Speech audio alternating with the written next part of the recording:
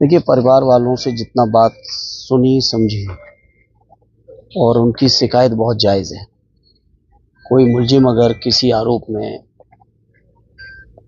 थाने तक आया तो कानून है, नियम है, 24 घंटे के अंदर उसके चालान होके जेल भेज दो। बाकी केस निष्पक्ष जांच के साथ आगे बढ़ता रहेगा और मामला न्यायालय में चला जाएगा।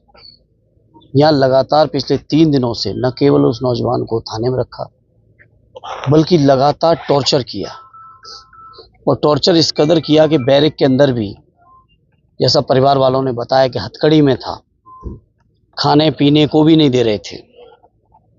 और परिवार वालों को अचानक दूसरे दिन सूचना मिलती है आज सुबह कि थाने में उसकी डेथ हुई है। इस तरह से घटना मैं समझता हूँ लगातार हमारे राष्ट्रीय अध्यक्ष जी कह रहे हैं कि उत्तर प्रदेश सबसे ज़्यादा कस्टोडियल डेथ हो रही है, और आजमगढ़ में भी इस तरह घटना सामने आई।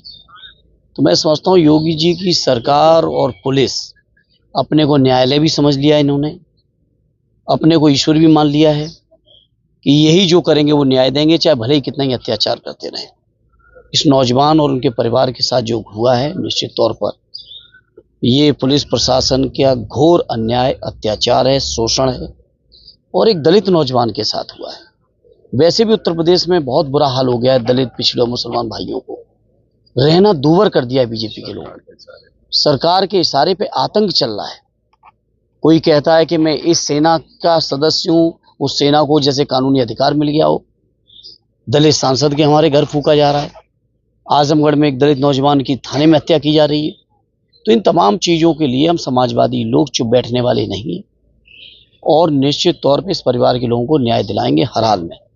और बीजेपी के लोग जिस तरीके का, और बीजेपी के लोगों के इशारे पर पुलिस का जो तांडव है या कुछ संगठनों का तांडव है, इन तमाम चीज़ों का हम लोग लोकतांत्रिक तरीके से डट के मुकाबला करेंगे। छोड़िए इतिहास पे आप ज़्यादा, हमारे राष्ट्रीय अध्यक्ष जी ने लगातार कहा कि बीजेपी लोगों इतिहास में ना जाओ, और थोड़ा सा इतिहास आदरणीय सुमन जी ने कहा तो झेल नहीं पाए।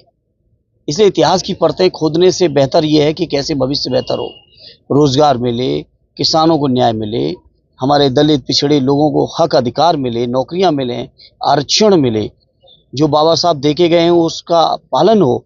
हम लोगों का टारगेट ये है। और फिर इतिहास में इतना जाएंगे तो इतिहास पर बीजेपी के लोग झेल नहीं पाते हैं, क्योंकि आज़ादी के आंदोलन में भी इनका कोई आंदोलन में इतिहास नहीं रहा बीजेपी का। तो तमाम बयानबाजी चल रही, चाहे सुगंध की बात आप सुने होंगे, योगी जी पे जो अरे कोई बयान नहीं है, वो क्या बात करेंगे। आज भी हमारे पिताजी लगभग 100 गाय भैंस और उनके बच्चे, उनके जानवरों के बीच में जो गौशाले में रहते हैं, तो क्या बात करेंगे। ये लोग जो बीजेपी के लोग बताएं किसके घर में गौशाले हैं, किसके घरों में कितनी गायें हैं। ये केवल राष्ट्रीय अध्यक्ष जी से घबराते हैं। राष्ट्रीय अध्यक्ष जी के बढ़ते हुए कद, उनके प्रति जो पूरे पीडीए परिवार और पूरे समाज और देश का जो आज जो राजनीति का केंद्र बने हुए हैं, लोगों की उम्मीद और आशा का केंद्र हैं, केवल उनके बढ़ते हुए कद से घबरा के इस तरह की बातें करते हैं। मुद्दों पर बात क्यों नहीं करते। इसलिए मैं आज यहाँ आया हूँ, मोर्चरी पे आया हूँ।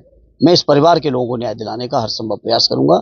ये मैं आपके माध्यम से भी लोगों को विश्वास दिलाना चाहता हूँ, और व्यक्तिगत तौर पर भी परिवार से मिलकर मैंने यही कहा है।